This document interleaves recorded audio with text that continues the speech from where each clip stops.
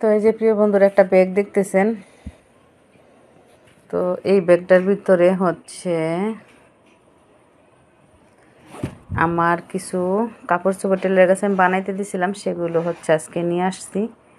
তো এটা হচ্ছে অনেক দিন আগে দিয়েছিলাম, তো ওনার বানানো হয় নাই। তো আজকে হচ্ছে বানানো, তারপরও আজকে আমি আমার সেলুলারটাও হয় নাই, সেলুলার দুইটার একটারও সেলুলার হয়নি বানানো।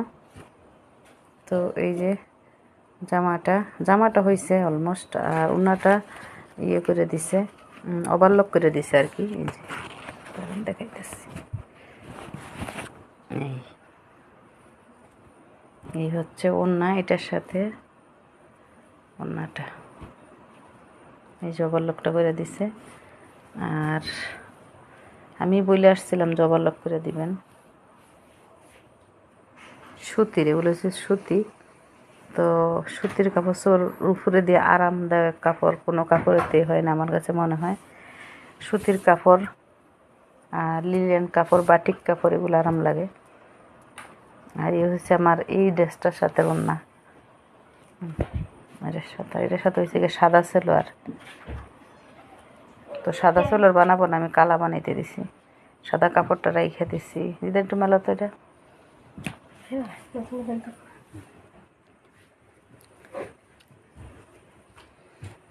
কোনো গর্জিয়াস কাজ না, সিম্পলের ভিতরেই জামাটা। হ্যাঁ, সাফা হাতে সালাম দে।